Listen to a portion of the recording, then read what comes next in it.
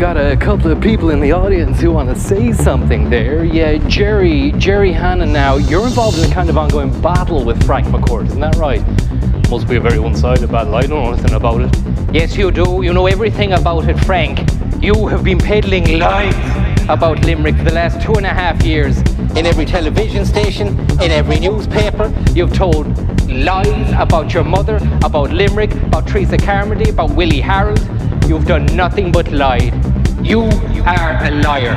You're a self-confessed liar. Teresa Carmody was 3 days away from her death when you wrote in your book that you had sexual intercourse with her. Nowhere in your book does it mention that it was with her consent. Was it with her consent, Frank? Right? Was it with her consent? There's no Teresa Carmody. It's not a made-up name. You named her mother. You're going to tell more lies now, are you?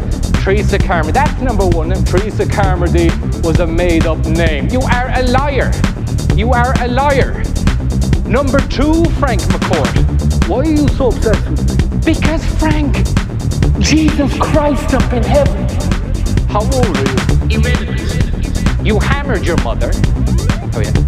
You depicted your mother as a lazy, loose-moral, good-for-nothing whore. That's what you depicted your mother as. You owe your mother an apology. Teresa Carmody's parents, Teresa Carmody's family at least are looking into this program tonight. You owe them an apology. And number three, sorry, Jerry, can I just say something? Sorry, I drove from Limerick to make 3 points tonight. I'm going to make them. Okay, make the third.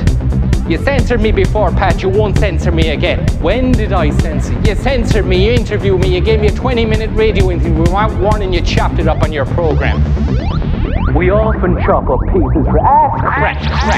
Not crack, it's custom. Number three. If this miserable childhood that you've had, this so-called miserable childhood that you've peddled your lies all over the world, right? Miserable lanes in Limerick, miserable people in Limerick, miserable childhood in Limerick, misery, the whole flipping way. If that's the case, why did you not discuss your well-paid employment with Jackie Bratton? Why did you not discuss your years with St. Joseph's Boy Scout movement? You never discussed it. For the same reason I didn't discuss various schools I have been. Look, you've had enough time now. You are a liar. You are a liar. Jerry, can I just say, I think the reason Frank's asking how old you are is because he's writing about a time before you were born, isn't that so? Frank, Pat, you're a journalist. You've heard of research. I interviewed over 70 contemporaries of Frank McCourt. I interviewed Moira Gallagher. She describes Angela McCourt as the angel of the lanes. Can I just suggest to you that the late Jim Kemmy said that Frank's book was an accurate portrayal of the way things were in the Limerick of their mutual youth. Jim Kemmy, with all due respect to him, was a close friend of Frank. No, he wasn't. Yes, he was, Frank. He wasn't. I met him just before he died. He was, Frank. He was. You met him just before he died, so you're a liar. I can't believe a word that comes out of your mouth. Jim Kemmy. Sorry, I don't know who the audience are applauding there, but I must let Frank get back to the charges against him. The name Teresa Carmody was one I made up, because I was not going to name the actual person in the book. Did you also make up the name of the woman in Bavaria? You seem to have a morbid fascination for I like women. For necrophilia. If you don't mind, I like women. Necrophilia. I'm mad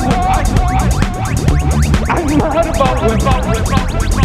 I've been married 3 times. And it's the one I'm married to now is going to last forever because I'm infatuated with women. And to protect my own wife, I made up a false name. I don't know why you're so obsessed with me. Don't you have a life? Go ahead, live, do something. Find a cause. There are poor people in Limerick. Go and help the poor of Limerick. Don't obsess with me all the time. You're there in a town in the south of Ireland, and you're obsessed with it. And I show you a few people that when they sent out the cast of Gulliver in the movie in Limerick, hundreds of people showed up. They brought their children to be in Angela's ashes. And if they hated the book and the movie so much, then why were they auditioning to be in such a terrible movie? Why did you lie about Willie Harold? Why did you lie about Willie Harold? I'm just going to have to come down here for a moment. You said Willie Harold. You said Willie... Sorry, Jerry. This man said...